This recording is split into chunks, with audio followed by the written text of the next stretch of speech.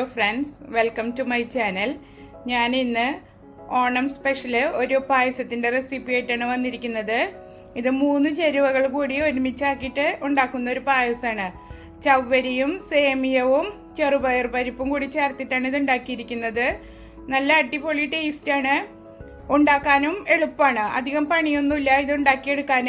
സദ്യയൊക്കെ ഉണ്ടാക്കുമ്പോൾ നമുക്ക് എളുപ്പത്തിൽ ഉണ്ടാക്കിയെടുക്കാൻ പറ്റിയ ഒരു പായസമാണിത്. വീഡിയോയിലേക്ക് പോകുന്നതിന് മുമ്പ് എൻ്റെ ചാനൽ ആദ്യമായിട്ടാണ് കാണുന്നതെന്നുണ്ടെങ്കിൽ ഇതുപോലുള്ള റെസിപ്പികൾ നിങ്ങൾക്ക് ഇഷ്ടപ്പെടുകയാണെങ്കിൽ എൻ്റെ ചാനൽ സബ്സ്ക്രൈബ് ചെയ്യാനും ലൈക്ക് ചെയ്യാനും ഷെയർ ചെയ്യാനും മറക്കരുത്. സബ്സ്ക്രൈബ് ചെയ്യുമ്പോൾ തൊട്ടടുത്ത് കാണുന്ന ബെൽ ബട്ടണിൽ ഓൾ ഓപ്ഷൻ ക്ലിക്ക് ചെയ്താൽ ഞാനിടുന്ന എല്ലാ വീഡിയോസിൻ്റെയും നോട്ടിഫിക്കേഷൻ നിങ്ങൾക്ക് ലഭിക്കും.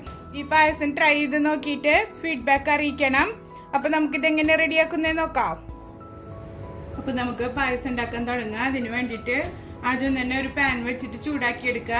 ചൂടായതിനു ശേഷം അതിലേക്ക് 1/2 കപ്പ് ചെറുപയർ പരിപ്പ് ചേർത്തിട്ട് നമുക്ക് വറുത്തെടുക്കാം. പാൻ നന്നായി ചൂടായിട്ടുണ്ട്. അതിലേക്ക് പരിപ്പ് ചേർത്തിട്ട് വറുത്തെടുക്കാം. നെയ്യൊന്നും ചേർക്കാതെയാണ് നമ്മളിത് വറുത്തെടുക്കുന്നത്.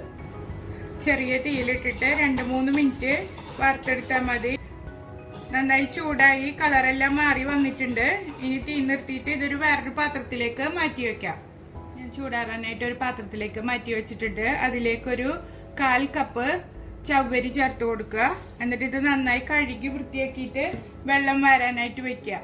ഇതിപ്പോൾ ചെറിയ ചവ്വരി ആയതുകൊണ്ട് ഞാൻ കുതിർത്തെടുക്കുന്നില്ല. നിങ്ങളുടെ കയ്യിലുള്ളത് വലിയ ചവ്വരിയാണെങ്കിൽ കുതിർത്തിട്ട് ചേർത്താൽ മതി. ഞാൻ പരിപ്പും ചവ്വരിയും കഴുകി വൃത്തിയാക്കി ഒരു സ്ട്രെയിനറിലേക്ക് മാറ്റിയിട്ട് വെള്ളമെല്ലാം കളഞ്ഞെടുത്തിട്ടുണ്ട്. ഇനി ഒരു കുക്കർ അടുപ്പത്ത് വെച്ചിട്ട് അതിലേക്ക് ഇത് ചേർത്ത് കൊടുക്കുക.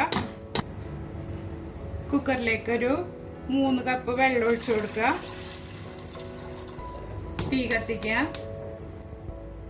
മൂടി വെച്ചിട്ട് ഒരു 2-3 വിസിൽ വരുന്നവരെ വേവിച്ചെടുക്കാം. പരിപ്പും ചവ്വരിയും വേവുന്ന സമയം കൊണ്ട് നമുക്കൊരു സോസ് പാനിലേക്ക് 200 ഗ്രാം ശർക്കര ഒന്ന് പൊടിച്ചെടുത്തിട്ടുണ്ട്. ഞാൻ അതിട്ട് കൊടുത്തിട്ട് അതിലേക്ക് ഒരു 1/4 കപ്പ് വെള്ളം ഒഴിച്ചിട്ട് ഇത് ഉരുക്കിയെടുക്കാം. ശർക്കര നന്നായി മെൽറ്റായി വന്നിട്ടുണ്ട്. ഇനി നമുക്ക് സേമിയ വറുത്തെടുക്കാം. സേമിയ വറുത്തെടുക്കാൻ വേണ്ടിയിട്ട് പാൻ അടുപ്പത്ത് വെച്ച് ചൂടാക്കാൻ വെക്കുക. ഇതിപ്പോൾ നിങ്ങളുടെ കയ്യിൽ വറുത്ത സേമിയാണുള്ളതെങ്കിൽ നമുക്ക് പിന്നീട് ചൂടാക്കി എടുക്കേണ്ട ആവശ്യമില്ല. പിന്നെ അതുമാതിരി കനം കുറഞ്ഞിട്ടുള്ള നല്ല നൈസായിട്ടുള്ള സേമിയ കിട്ടില്ലേ, അതാണ് ചേർക്കണമെന്നുണ്ടെങ്കിൽ വറക്കൊന്നും വേണ്ട. പരിപ്പും ചവ്വരിയും വെന്തതിന് ശേഷം അതിലേക്ക് ചേർത്തിട്ട് തിളപ്പിച്ചെടുത്താൽ മതി. എൻ്റെ കയ്യിലുള്ളത് ഇങ്ങനത്തെ സേമിയാണ്. അത് വറുത്തിട്ടുമില്ല, ഇത്തിരി വലുതാണ്. അതുകൊണ്ടാണ് ഞാനിപ്പോൾ ഇത് വറുത്തെടുക്കുന്നത്. എളുപ്പത്തിൽ ചെയ്തെടുക്കാൻ പറ്റിയ പായസമാണ് ഇത്. ഓണസദ്യകളൊക്കെ ഉണ്ടാക്കുമ്പോൾ ഒരുപാട് ടൈം എടുക്കില്ല. അപ്പോൾ നമുക്ക് എളുപ്പത്തിൽ ഇങ്ങനത്തെ പായസങ്ങളൊക്കെ ട്രൈ ചെയ്യാം.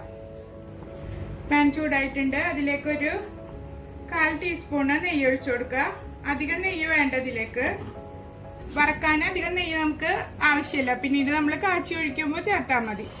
ഇതിലേക്ക് സേമിയ ചേർത്തിട്ട് വറുത്തെടുക്കുക. ഗോൾഡൻ കളറായിട്ട് വരുമൊന്നും വേണ്ട, ചെറുതായി ഒന്ന് വറുത്തെടുത്താൽ മതി. സേമിയ നന്നായി ചൂടാക്കിയിട്ടിട്ടുണ്ട്. ഇനി ഇതിലേക്ക് കുറച്ച് ചൂടുവെള്ളം ഒഴിച്ചിട്ട് ഇത് വേവിച്ചെടുക്കുക. ഇത് ഇത്തിരി കട്ടി കൂടിയ സേമിയ ആയതുകൊണ്ടാണ് സെപ്പറേറ്റ് വേവിച്ചെടുക്കുന്നത്. സേമിയ നന്നായി വെന്ത് വെള്ളമെല്ലാം വറ്റി വന്നിട്ടുണ്ട്. ഇനി നമുക്ക് തീ നിർത്തി കൊടുക്കുക. പരിപ്പും ചവ്വരിയൊക്കെ നന്നായി വെന്ത് വന്നിട്ടുണ്ട്. 2 വിസിൽ വന്നിട്ട് പ്രഷറൊക്കെ പോയതിന് ശേഷമാണ് ഇത് ഓപ്പൺ ചെയ്തത്. പരിപ്പ് നന്നായി വെന്ത് കുഴയരുത്, ആ ഒരു പരുവത്തിൽ വേണം വേവിച്ചെടുക്കാൻ. ഇനി നമുക്ക് ഇതിലേക്ക് സേമിയം ചേർത്ത് കൊടുക്കാം.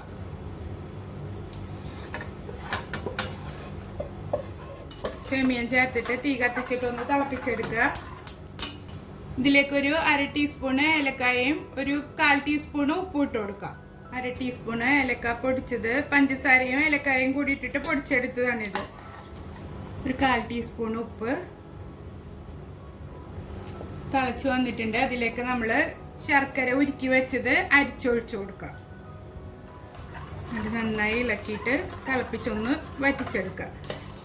ഈ സമയത്ത് ഒരു കപ്പ് തേങ്ങാപ്പാൽ പിഴിഞ്ഞെടുക്കണം. ഇതിലേക്ക് 2-ാം പാല് 1-ാം പാല് അങ്ങനെ ഒന്നും ഒഴിക്കേണ്ട ആവശ്യമില്ല. നല്ല തിക്കായിട്ടുള്ള പാലെടുത്ത് വെച്ചാൽ മതി. അടിക്ക് പിടിക്കാതെ ഇടയ്ക്കിടയ്ക്ക് ഇളക്കി കൊടുക്കാൻ മറക്കരുത് കേട്ടോ.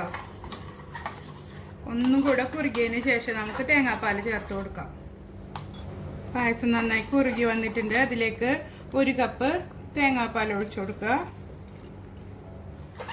എന്നിട്ട് നന്നായി ഒന്ന് ചൂടാക്കിയെടുക്കുക. നന്നായി പതഞ്ഞ് വന്നാൽ മതി, തിളയ്ക്കേണ്ട ആവശ്യമില്ല.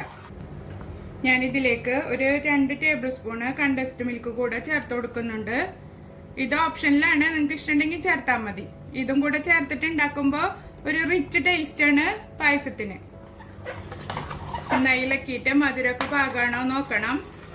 ഇല്ലെങ്കിൽ ഈ സമയത്ത് ശർക്കര ഉരുക്കിയതോ അല്ലെങ്കിൽ കണ്ടൻസ്ഡ് മിൽക്ക് കൂടുതലായിട്ടോ ചേർത്ത് കൊടുക്കാവുന്നതാണ്.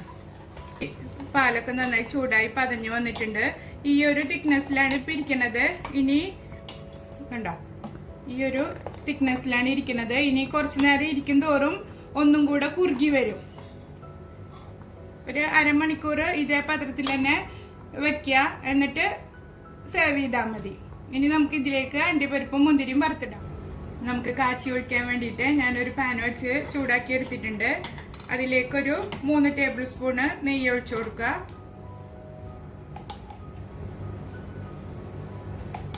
നെയ്യ് നിങ്ങൾക്ക് കൂടുതൽ ഇഷ്ടമാണെങ്കിൽ കൂടുതൽ ചേർത്ത് കൊടുക്കാം കേട്ടോ.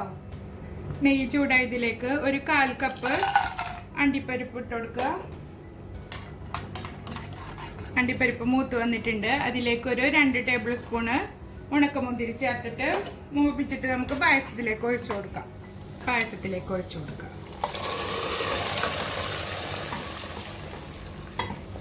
അങ്ങനെ നമ്മുടെ പായസം റെഡി ആയിട്ടുണ്ട്. നല്ല ടേസ്റ്റി ആയിട്ടുള്ള പായസമാണ്. 3 in 1 പായസമാണിത്. ഇതിപ്പോൾ ഒന്നും കൂടി കുറുകിയിട്ടുണ്ട്. കുറച്ച് നേരം ഇരിക്കുമ്പോഴത്തേനും ഒന്നും കൂടെ കുറുകും. എന്നിട്ട് നമുക്ക് സർവിങ് ഡിഷിലേക്ക് മാറ്റാം. എല്ലാവരും ട്രൈ ചെയ്ത് നോക്കണം. ഇഷ്ടമാവുകയാണെങ്കിൽ എൻ്റെ ചാനൽ സബ്സ്ക്രൈബ് ചെയ്യാനും ലൈക്ക് ചെയ്യാനും ഷെയർ ചെയ്യാനും മറക്കരുത്. അടുത്തൊരു നല്ലൊരു വീഡിയോയുമായി വീണ്ടും കാണാം.